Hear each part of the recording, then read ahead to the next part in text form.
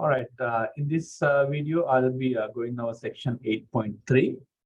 Section 8.3 is about convergence of power series. Let's start with this definition 8.8 in the textbook. Let f be a function with an nth order derivative at every point on an open interval containing the point x naught. Let Pnx is equal to sigma k goes from 0 to n fk x0 divided by k factorial times x minus x naught to the power k. Notice that this is nothing but the nth Taylor polynomial at x naught. Okay, that's something that we have defined in previous sections. We define the nth remainder for f denoted by Rnx by this formula. Okay, we define the nth remainder of a polynomial f of x, of a function f of x by this formula, which is denoted by Rnx. Rnx is equal to f of x minus Pnx. Okay, that is the definition of nth remainder of a function f. All right, let's move on. Next, let me go over this theorem, theorem 8.9. This is called Taylor's theorem. Basically, this Taylor's theorem gives us a formula for the nth remainder that we defined in the previous slide. Okay. Here's the statement. Let f be a function that can be differentiated n plus 1 times in some open interval I containing the point x naught, and let Rnx be the nth remainder for f at x is equal to x naught.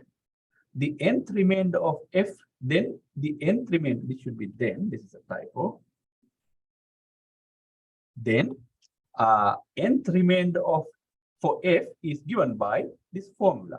As you can see, we can explicitly find the nth remainder Rnx that we defined in the previous slide using this formula. We can use this formula to explicitly find Rnx, or the nth remainder of the function f. All right, let's move on. And here is the next theorem that I want to go over. This is, as far as this section is concerned, this is the most important theorem, because this theorem allows us to approximate given function using nth Taylor polynomial. Okay. All right, let's go over the theorem. This is called the Lagrange's form for the remainder. Here is the statement of the theorem. Let f be a function that can be differentiated n plus 1 times in some open interval I containing x naught. Let Rn be the nth remainder for f at x is equal to x naught. For each x in I, there is at least one c between x naught and x, such that Rnx is equal to f n plus 1 c divided by n factorial times x minus x naught to the power n plus 1. Okay, so your remainder, your nth remainder will be equal to an expression like this, where this c is a number between x naught and x. As you can see, what is the difference between these formulas? In this formula, you have an integral, but here you don't have an integral. This is a precise function expression. Okay.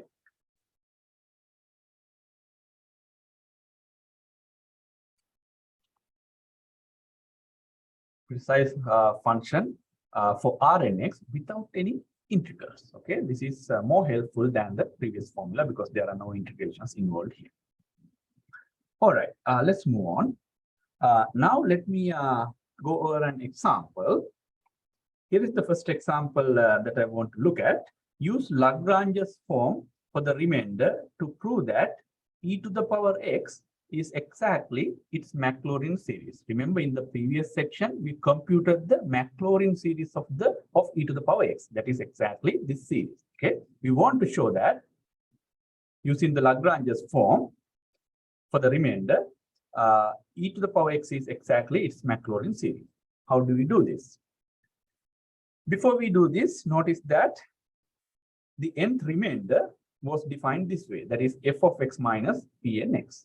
Okay, to show that this e to the power x is exactly its Maclaurin series, what you need to prove is this Rnx approaches to 0 as n approaches to infinity. Okay, that makes sense, because what happens as n approaches to infinity? What happens to this term as n approaches to infinity? It becomes this infinite sum, right? As n approaches to infinity, Pnx is this sum k goes from 0 to n. As n approaches to infinity, this becomes this infinite sum. Okay, so if Rnx approaches to 0 as n approaches to infinity, that means this difference is approaching to 0. What that tells you is that f of x is approaching to this infinite sum as n goes to infinity. Okay, if f of x is approaching to this infinite sum as n approaches to infinity. So all what we need to prove is we need to prove that Rn x goes to 0 as n approaches to infinity. That's all we need to show in order to show that our f of x is e to the power x is same as its Maclaurin series representation. Okay. All right, let's show that Rnx approaches to 0 as n goes to infinity. How do you show that? Well, we have a formula for Rnx from the previous theorem. We can use this explicit formula to find our Rnx. So our Rnx in this case is going to be given by this formula from the previous theorem. Rnx is equal to this particular expression. Notice that here we are dealing with the Maclaurin series. If we are dealing with the Maclaurin series, this x naught must be 0. Okay, so make sure that you put 0 here. So our R on Rnx in this case will be exactly f n plus 1 of c divided by n plus 1 factorial times x to the power n plus 1, because x naught is equal to 0. Okay. All right. Now notice that we already know that fk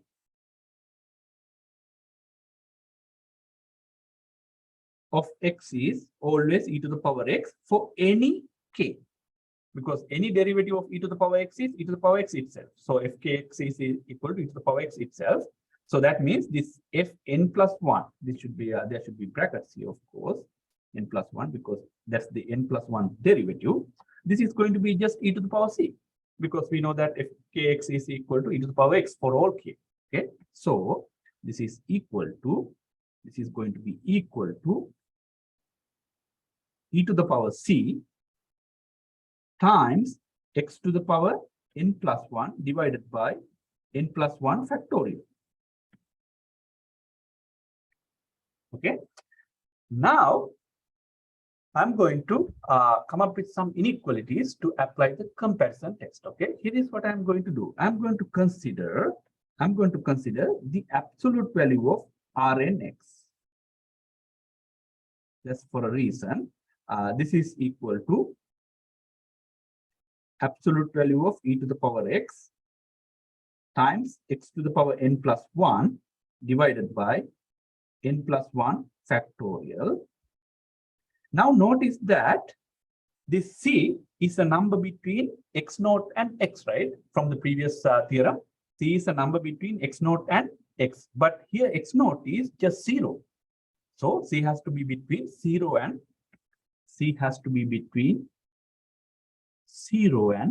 x. Okay, that means this quantity, this absolute value, should be less than or equal to this number. Tell me whether you agree with me or not. E to the power, oh, this should be e to the power c actually. This must be e to the power c, as you have here. Okay, all right. Now this is this should be less than or equal to e to the power x, the absolute value of that, times absolute value of x to the power n plus 1 divided by n plus 1 factorial. Why is it true? That's because we know that this c is a number less than absolute value of x, right? Because c is between 0 and x. Okay, x could be less than 0 as well. So somehow c is a number between 0 and x. Okay, so if that is the case, this absolute value of x has to be bigger than the number c. So that means this side should be bigger than this expression. Okay. And of course, here I'm putting the absolute value for this term. Then I can put the absolute value inside for only x. That's what I'm doing here. I put the power outside. Okay. And then, of course, here I don't have to put any absolute value because n plus 1 factorial is plus, always plus. Okay. All right. Now, this is what we have. So now, remember, we wanted to show that this Rnx goes to 0 as n goes to infinity. Now, what I'm going to do is I'm going to see whether this expression goes to 0 as n goes to infinity. What do you think? Would that go to 0? Let me actually take the limit of both sides. I can take the limits of both sides. Notice that in both sides you have non-negative terms. Okay, limit as n approaches to infinity, absolute value of Rnx less than or equal to limit as n approaches to infinity, e to the power x is e to the power absolute value of x times absolute value of x to the power n plus 1 divided by n plus 1 factorial. What happens to this limit as n goes to infinity? Notice that this has nothing to do with n. N is happening only here. You have some n involvement here and n involvement here. Okay. What happens to this expression as n goes to infinity? Depending on the dominating ratio, you should be able to tell me the limit. Okay. Notice that this is an exponential function type of a thing here. And in the bottom, you have a factorial thing. Okay. So we know that by dominating ratio, if you have exponential function divided by this factorial of this form, n plus 1, then this always goes to 0. Okay. This limit is 0. By dominating ratio that we studied in chapter 7. Okay. You might want to go back and review the notes. So what does that tell you? Since this limit is 0, this limit has to be 0 as well by comparison test, because this is a sequence with non-negative terms, right? So by comparison test, if the bigger sequence converges to 0, this is the bigger sequence that converges to 0, then the smaller sequence should also converge to 0 as it goes to infinity. Okay, so let me write it here. This implies that limit n goes to infinity, Rnx is equal to 0. That means limit n goes to infinity, Rnx without the absolute value is also equal to 0. Okay, so that tells you that your Maclaurin series is exactly e to the power x. That's because this difference, f of x minus pnx, approaches to 0 as n approaches to infinity, meaning that the nth remainder is approaching to 0. That means your Maclaurin series is exactly your function f of x. All right, that concludes that example. Let's go over more examples. Here is the example that I want to go now. Deriving the Maclaurin series for the hyperbolic cosine. Okay. So first of all, we need to show that the hyperbolic cosine x, the Maclaurin series for hyperbolic cosine x is given by this formula. Okay. How do we show that? First of all, notice that hyperbolic cosine x is defined by this formula, e to the power x plus e to the power minus x divided by 2. Okay. And by now, we know the Maclaurin series for e to the power x. That is exactly this one. This is the expanded version of that. Okay. So we can put this entire thing here. All what you need to do is you need to find a series notation for e to the power minus x. Can we find a series representation for e to the power minus x? That's the question. If we can plug in that here to get the series notation for hyperbolic cosine x, right? Well, it's possible here. That's because I know a series notation for e to the power x, right? So to get the series notation for e to the power minus x, all I have to do is replace this x by, in this formula, you replace this x by minus x. That's it. Okay, so you get in the right hand side 1 minus x. Next term will be plus x squared over 2 factorial. Notice that I get plus here because if you plug in minus x here, when you take square, it will become plus x squared, right? That's why you don't get a minus sign. But when you have odd powers, it has to be minus. X to the power 3 divided by 3 factorial plus x to the power 4 divided by 4 factorial plus dot dot dot. Again, here you get a plus sign because you have an even power here. When you replace x by x minus x, when you take the fourth power, it is going to be positive. So this is the series representation for e to the power minus x. All what I need to do now is plug in e to the power x here, plug in for e to the power x here using this expression, and plug in for e to the power minus x using this expression. That's all I have to do. What would I get if I plug in those things? Basically, I need this, right? E to the power x plus e to the power minus x. That's all I need. When I take that summation, notice that these are cancelled. If I sum these two expressions, these are cancelled. X minus x will be gone. Minus x to the power 3 divided by 3 factorial and minus x to the power 3 divided by 3 factorial, they are gone. And what is remaining is that the even terms. Okay, these are the terms remaining. But what I need is e to the power x plus e to the power minus x divided by 2. So I need to divide both sides of this equation by 2. Okay, then you get, what would you get? Let me write it over here actually. E to the power x plus e to the power minus x divided by 2 will give you 1 plus x squared over 2 factorial plus x to the power 4 over 4 factorial plus x to the power 6 over 6 factorial plus dot dot dot. Now, this is the Maclaurin series for e to the power x plus e to the power minus x divided by 2. That is nothing but cosine x, hyperbolic cosine x. This is equal to hyperbolic cosine x. But can we write the series notation, sigma notation for this one? Well, if you look at the pattern, it's not hard to see that this is nothing but k goes from 0 to infinity 1 over 2k factorial times x to the power 2k.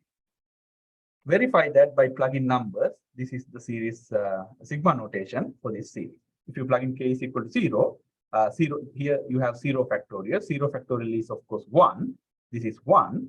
And if you plug in 0 here, x to the power 0, which is also 1. So you get 1 here. If you plug in k is equal to 1, then you get 2 factorial here, 2 factorial. And then if you plug in k is equal to 1 here, you have x squared. That is exactly this term. Okay. So you need to be able to write the sigma notation by looking at the series. Okay. You need to identify the pattern. All right. That completes that example. Let's move on. Next, I want to go over this example, evaluating Maclaurin series at points in their interval of convergence. Okay. Find the sums of the following series. So we are asked to find this sum. How do we find this sum? Well, to find this sum, you need to associate this sum with a Maclaurin series. Okay. So what kind of a Maclaurin series would go with this one? We know that the Maclaurin series of e to the power x is exactly this series. K goes from 0 to infinity 1 over k factorial times x to the power k. If I want, I can write x to the power k in top here. Okay, you don't really have to separate out terms. X to the power k. This is the Maclaurin series of e to the power x, And we know that it is exactly the same as e to the power x. We just showed that. Remember, the nth remainder goes to 0 as n goes to infinity. That means e to the power x is exactly same as the Maclaurin series. Okay. All right. Now, how do we find this? Can we find the summation? To find this summation, since we know that this equation is true for all x, I can plug in x is equal to -5. Find this summation. Okay. If I plug in x is equal to -5, e to the power -5 is equal to k goes from 0 to infinity -5 to the power k divided by k factorial. This is what exactly we are asked to find. This is what exactly we are asked to find. That is equal to e to the power -5. E to the power -5 is, this is nothing but 1 over e to the power 5. You can use a calculator to find this quantity. Okay, e is something like 2.71 something. So you can plug in that here to find this quantity. Okay, so that will give you this particular summation. Okay, that completes that first part. How do you find the summation in the second part? Let's go to the second part. To do the second part, the first thing I want to I want you to notice is that we know that the Maclaurin series of sin x that you computed in the exercises in section 8.2, the Maclaurin series of sin x is given by sigma k goes from 0 to infinity -1 to the power k times x to the power 2k plus 1 divided by 2k plus 1 factorial. Okay, this is the Maclaurin series that you found for sin x in the previous section. Okay, with that in mind, and we also know that this Maclaurin series is equal to sin x for all x. Okay, Maclaurin series is the sin x for all x. Then how do you find this summation? This summation, in place of x, you have pi, right? Since I know that this equation is valid for all x, I can replace x by pi to find this summation. But notice that here the summation k goes from 2 to infinity. Here the summation k goes from 0 to infinity. Let's first get the summation k goes from 0 to infinity and then separate the summation out. Okay. So since this is true for all x, I should be able to plug in x is equal to pi. So plug in x is equal to pi, you get sin pi is equal to sigma k goes from 0 to infinity -1 to the power k times pi to the power 2k plus 1 divided by 2k plus 1 factorial. But notice that this is not the summation we are asked to find. The summation should go from k is equal to 2. Okay, so I'm going to rewrite this summation, separating out the first two terms. If you plug in k is equal to 0 to get this summation, first you plug in k is equal to 0, right? If you plug in k is equal to 0, what would you get?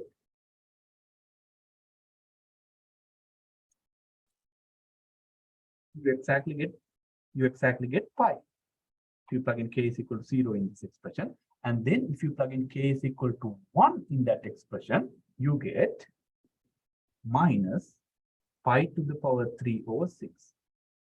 How is it true? That's because if you plug in k is equal to 1, it becomes -1 to the power 1 here. That will produce a minus sign. That's why I have minus sign here.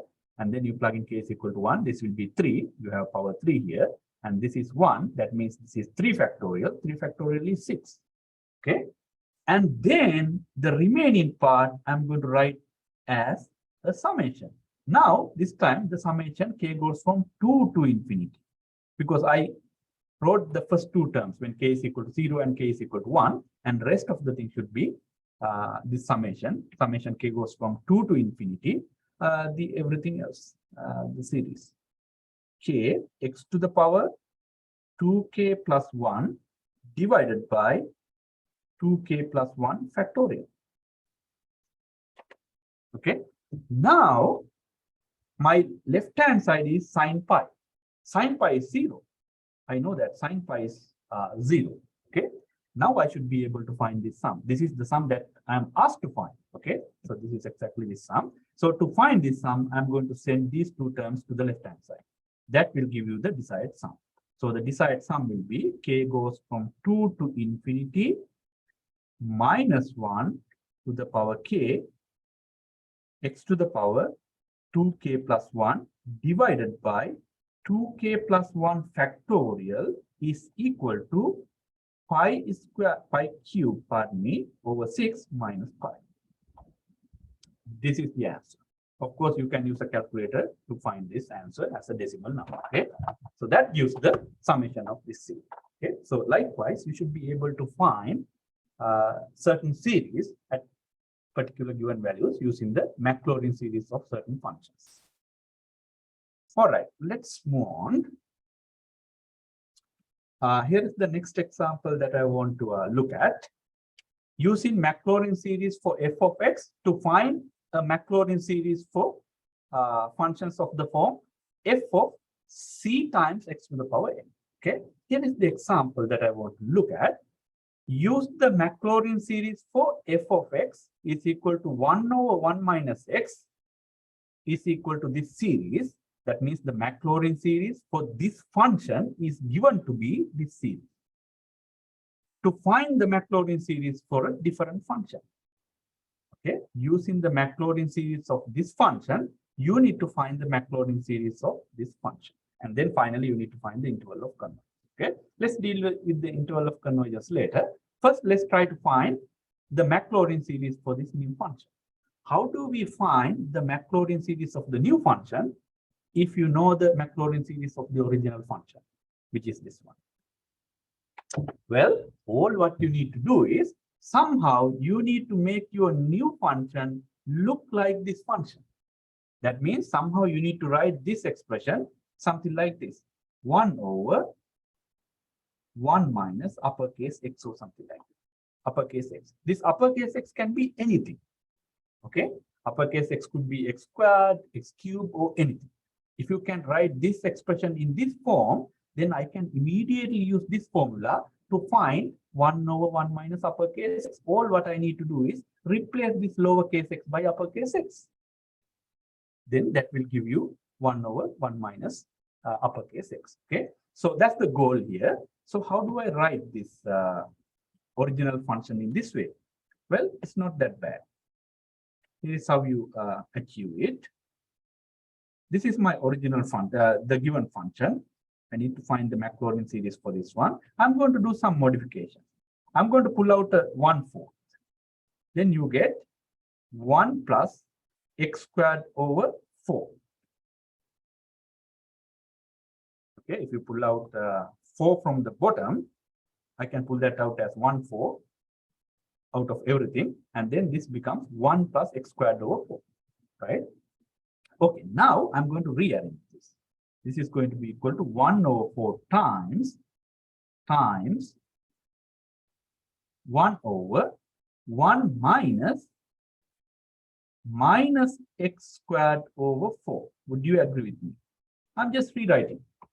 This is the exact same thing as this one, right? Because minus times minus plus, it will give this back to you. Okay, so I'm not changing the expression, I'm just rewriting. Okay, so now this is going to be equal to what?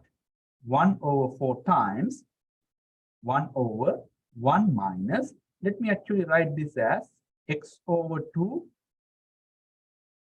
whole thing is squared with a minus sign in front. That's what you have. Okay, because this x squared over 2, you can write that as x squared, x over 2 whole thing is squared, right? Remember, this minus sign should be in front. That's why I have this minus sign. Okay, now as you can see, this expression has this form. Okay, so to find this expression, what do you have to do?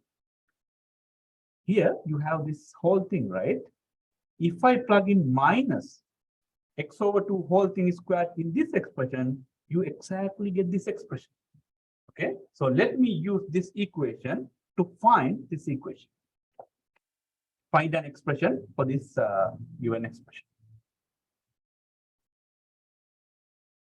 I'm going to replace x in this expression by minus x over 2 squared. Okay, so if I replace x by minus x over 2 whole thing squared, this is what you get. F of minus x over 2 whole thing squared should be equal to 1 over 1 minus, remember, you replace your x by minus x over 2 whole thing squared.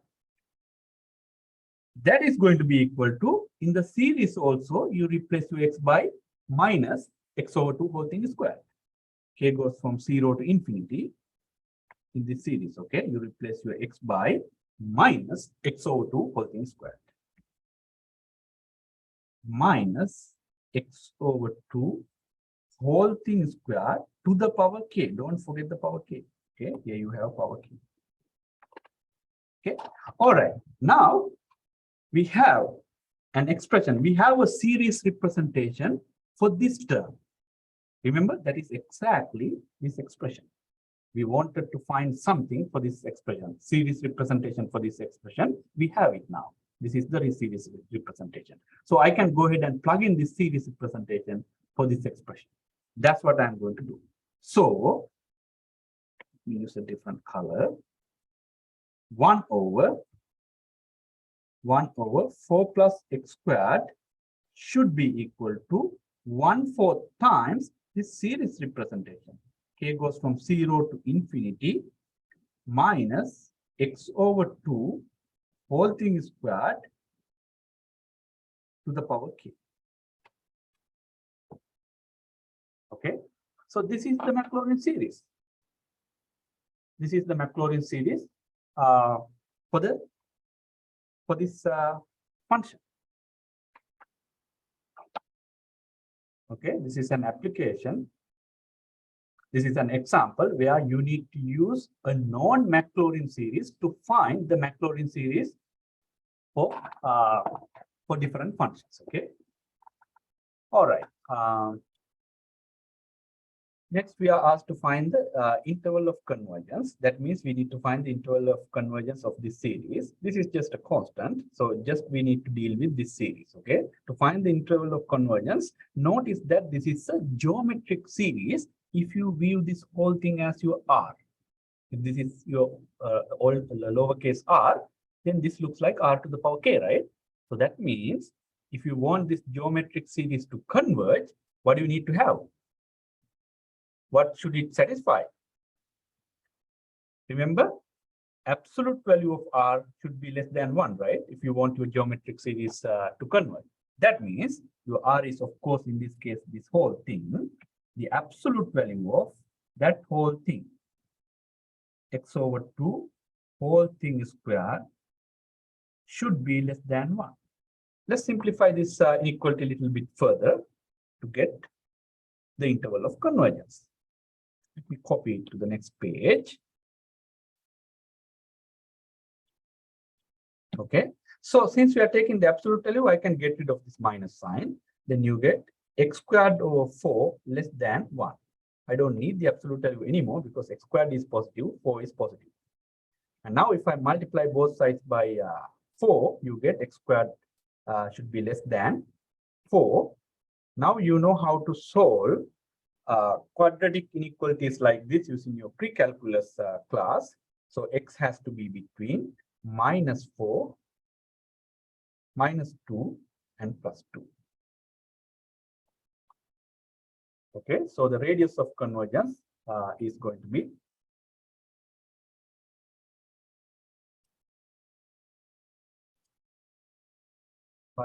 interval of convergence is going to be -2, +2. This is the interval of convergence. When, of course, when x is equal to -2 and +2, it diverges. Because remember, when r is absolute value of r is equal to 1, the series geometric series diverges. So it has to be less than 1 for your series to converge. So here is the interval of convergence. All right, that completes that example. Let's move on to the next part. Next example, manipulating a non-Maclaurin series to find a new Maclaurin series.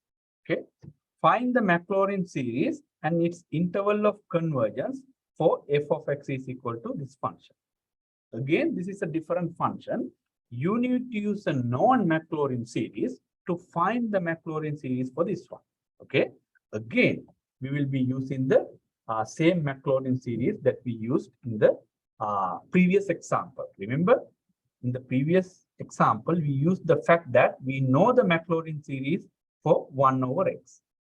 We know the Maclaurin series for 1 over x, which was sigma k goes from 0 to infinity x to the power k. I'm using this knowledge to find the Maclaurin series for the new one. Again, my goal is to write this expression something like 1 over 1 minus x, uppercase x. This x could be anything. It could be like in the previous example, minus x over 2 whole thing is squared, or x to the power 3, or whatever. Okay. So the bottom line is you need to get this form here. Okay. So let's see how we can do it. This is the given function to me. X squared divided by 27 minus x to the power 3. This can be written as x squared. I pull out x squared times. If I pull out 27 also, you get 1 over 1 minus x over 3 to the power 3. Would you agree with me? Because if you pull out 27 from the bottom, this should be 1. And then this should be x to the power 3 divided by 27. X to the power 3 divided by 27 is x over 3 whole thing to the power 3. Okay. Now, as you can see, we have created this form. 1 over 1 minus uppercase x, where your uppercase x in this case, this whole thing. X over 3 whole thing squared. Okay. Now I can use the non-Maclaurin series. What do I mean by the non-Maclaurin series? That is this one. I know the Maclaurin series for this function. Okay, let me copy that over there.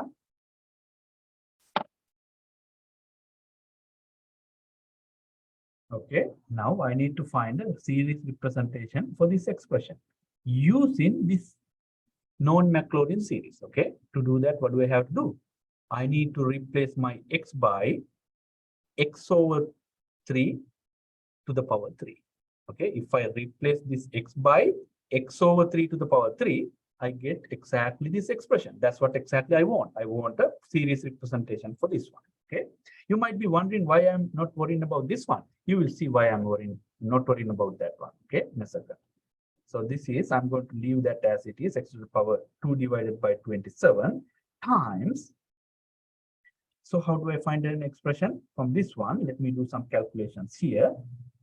F of x over 3 whole thing to the power 3.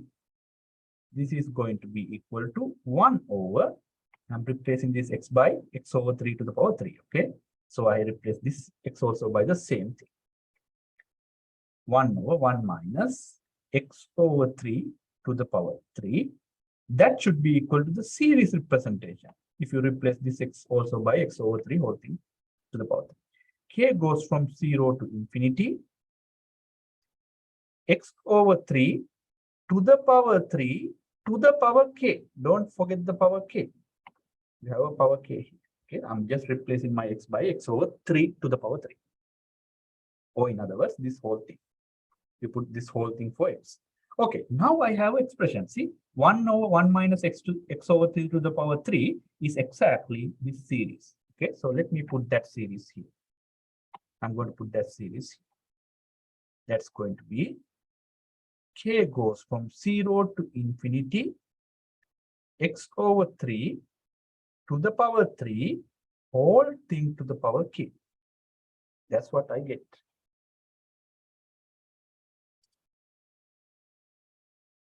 Okay, now to get the series representation, all I have to do is I have to multiply this series by x squared over 27. Okay, you can send this expression inside the summation sign and multiply it with this inside expression to get the series representation. Before that, let's analyze the convergence of this series. Okay, so this you are just multiplying this series by a monomial, right?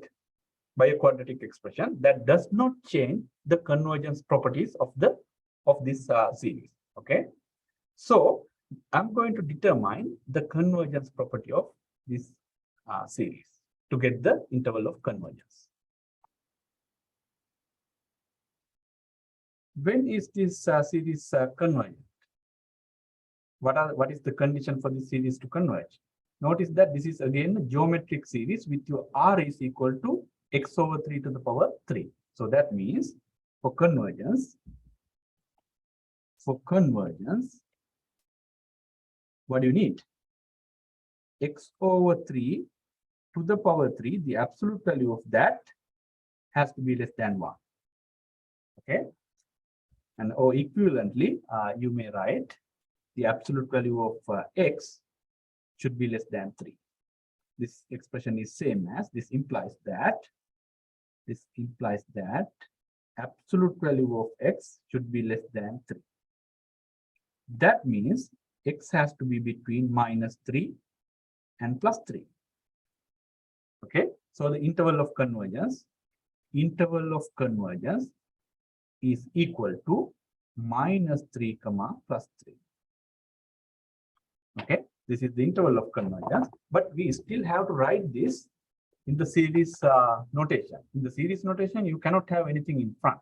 So what I'm going to do is I'm going to send this send this term inside the summation sign. Okay, if I send that expression inside the summation sign, what do I get? This is what I get.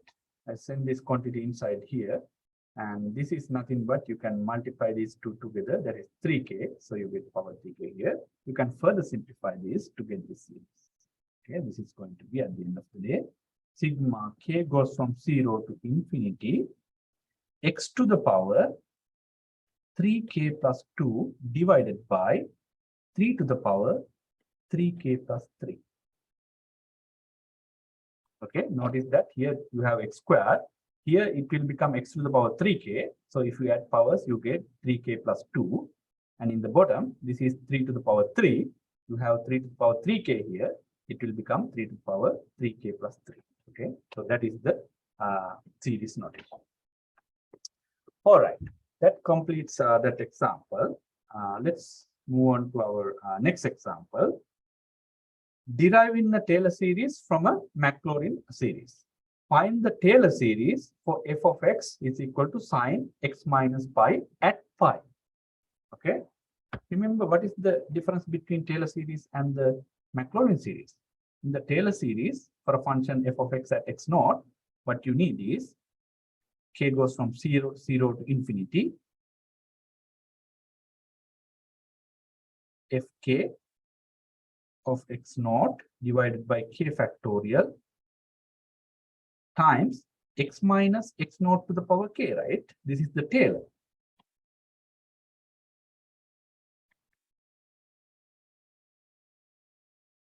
Okay, and then the Maclaurin series is k goes from 0 to infinity. This time fk 0, not x naught, it's 0. X naught is 0 in this case. And here it is just x to the power k. Okay, so if you know the Maclaurin series, to get the Taylor series, what do you have to do?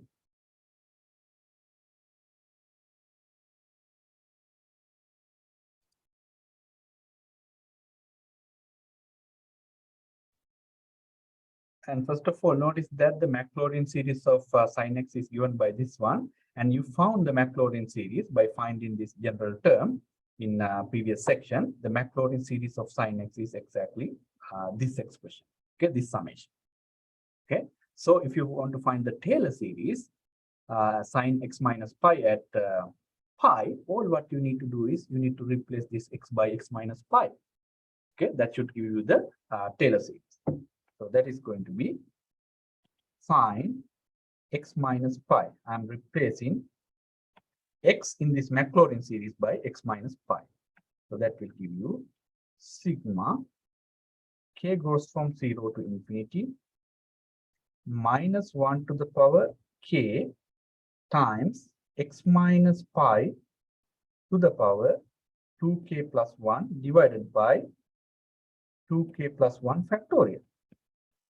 That is your Taylor series of sine x at x is equal to pi.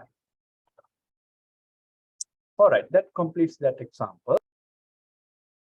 Let's move on to the next example. Maclaurin, multiplying two Maclaurin series. Okay, find the fourth Maclaurin polynomial p4 of x for e to the power x times ln 1 plus x.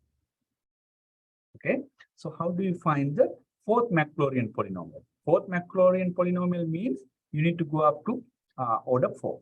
Okay, that's what we mean by fourth Maclaurin polynomial. Okay, how do we find the fourth Maclaurin polynomial for this product? The good thing is you know the Maclaurin polynomial for e to the power x. That is exactly this one. We already derived that. And we also know the Maclaurin series for ln 1 plus x. That is going to be this expression. Remember, we computed the Maclaurin series for ln x, right? We have a formula for the Maclaurin series for ln x. So if you replace this x by 1 plus x, you will get the Maclaurin series for ln 1 plus x, which is going to be this series. Okay. So if that is the case, how do we find the fourth Maclaurin polynomial for this product? All what you need to do is you need to multiply these two series. You need to multiply this by this one, because ln x e to the power x is exactly this expression, this summation, and ln 1 plus x is exactly this summation. So if you multiply these two summations together, you should get this product, right? But you need to get only p4x, that means order 4 polynomial.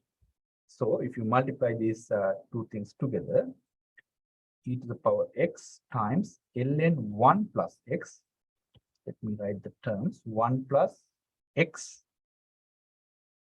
plus x squared over 2 plus x 3 over 6 plus x to the power 4 over 24 time plus, you have more terms of course, times the other series. This is this times x minus x squared over 2 plus x cubed over 3 minus x to the power 4 over 4 plus dot dot dot.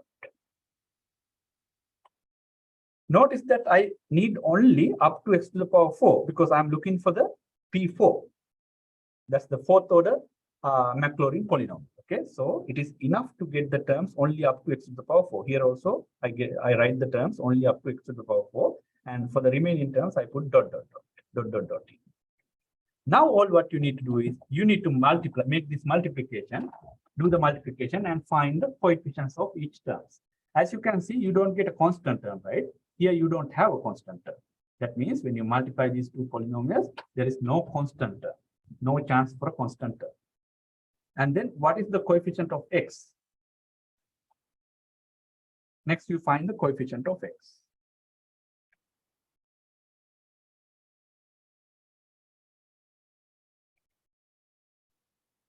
X is going to be, you get x term when you multiply these two, right?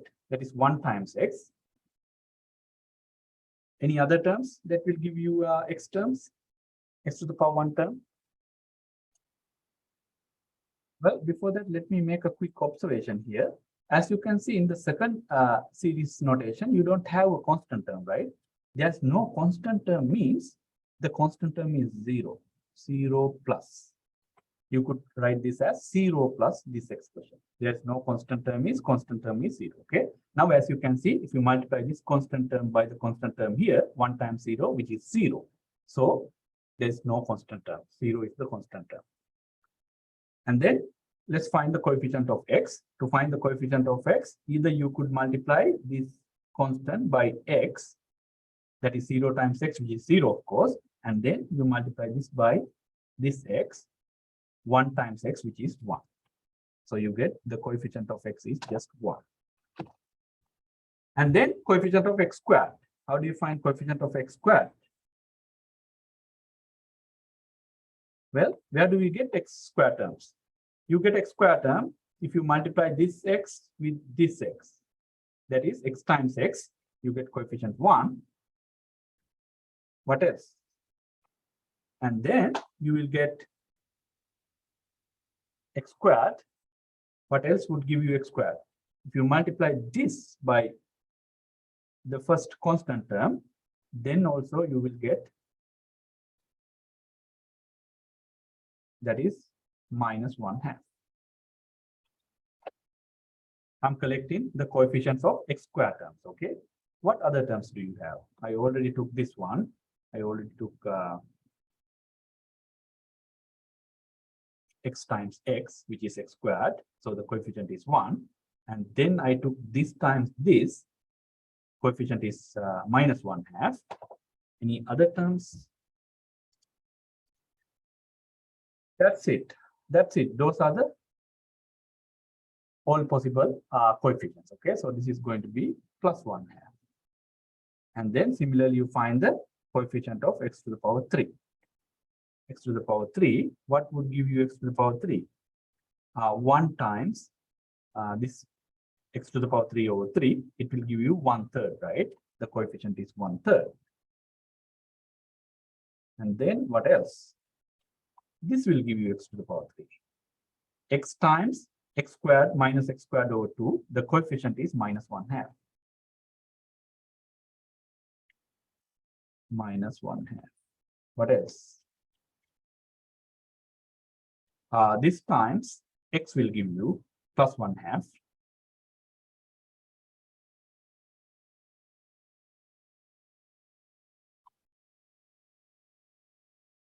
And then this x cube over 3 times 1 will give you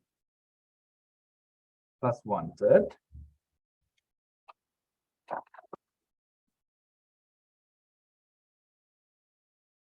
Here there's a typo. I got this 1/3 already. Remember, I multiplied these two together first. So that's how I got this 1/3. So that's it. Okay. So the other x cube that you could think of is this constant term times this term, but it is 0 times this term is 0 itself. The coefficient is 0, so you don't really have to add 0 there. Okay. So this will give you 1/3.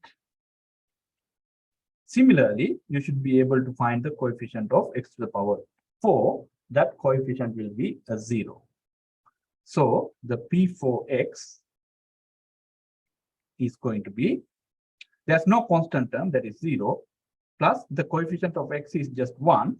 That means 1 times x. And then the coefficient of x squared is 1/2. That is 1/2 times x. And then coefficient of x cube is 1/3. That is 1/3 times. Oh, this is x squared, pardon me. Coefficient of x squared is 1/2. So 1/2 times x squared. And then 1/3 times x to the power 3. And of course, this is 0 times x to the power 4.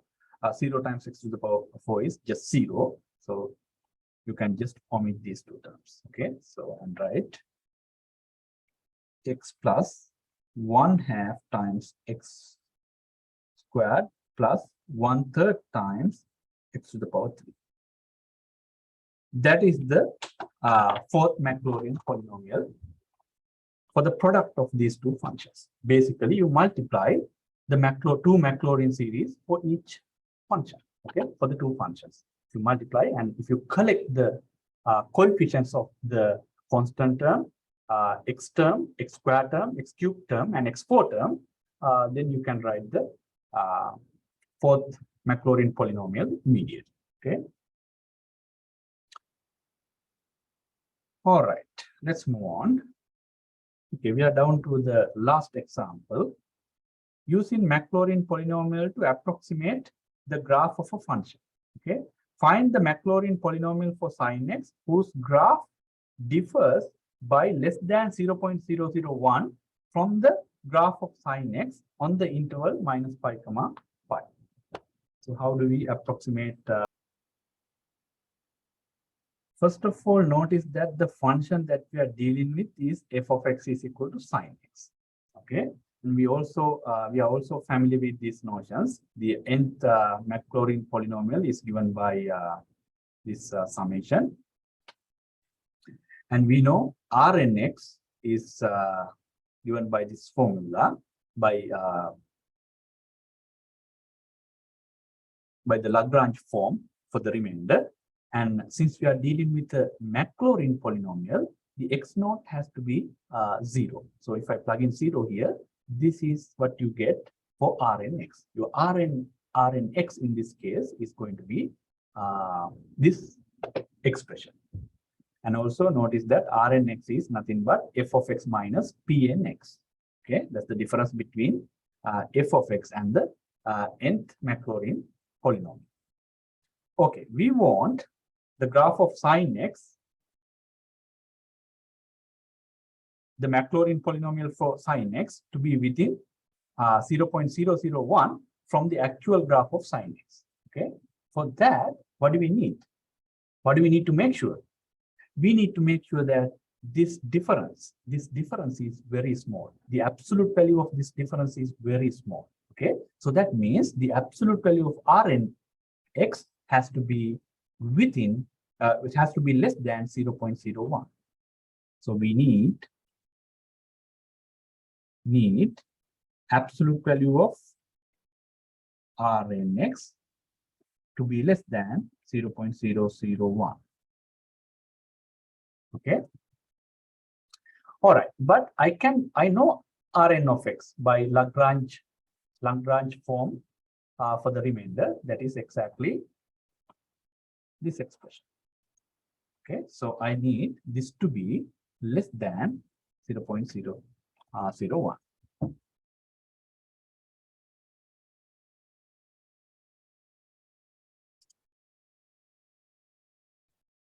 I need absolute value of this quantity to be less than 0.001.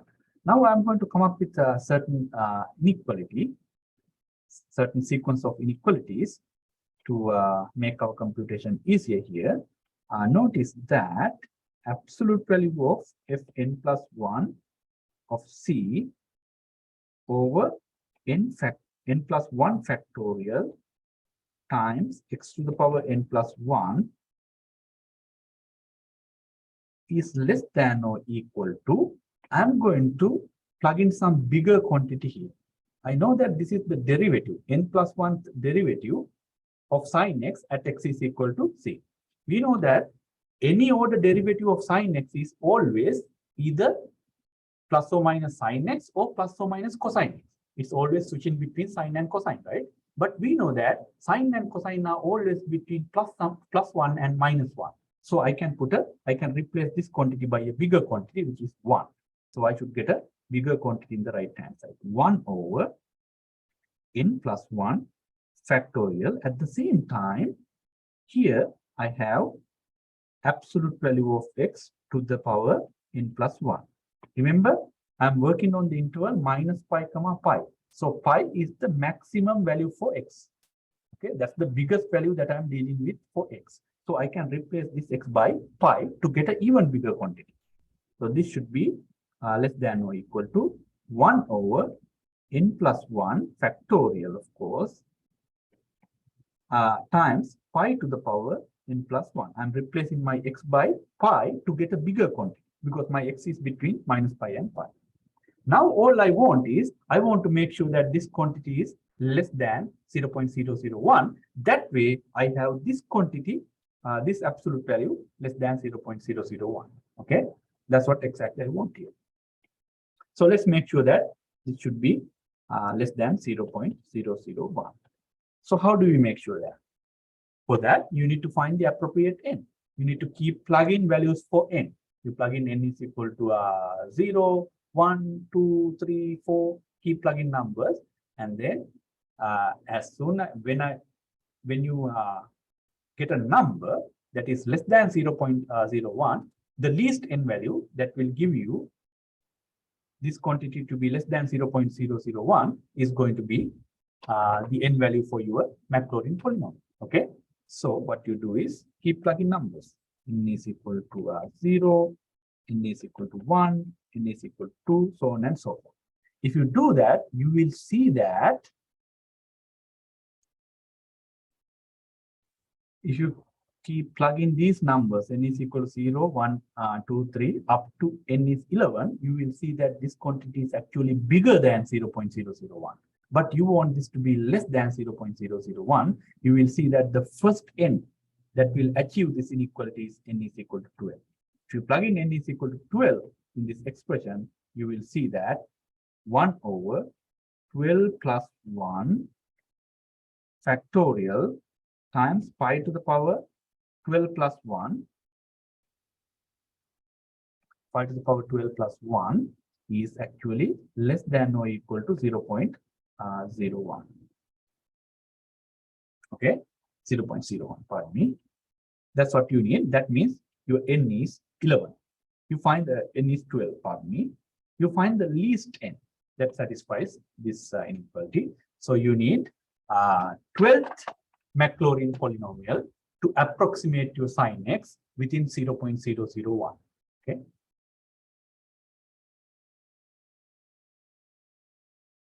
That means we need 12 Maclaurin series to approximate sin x within 0.001. Okay.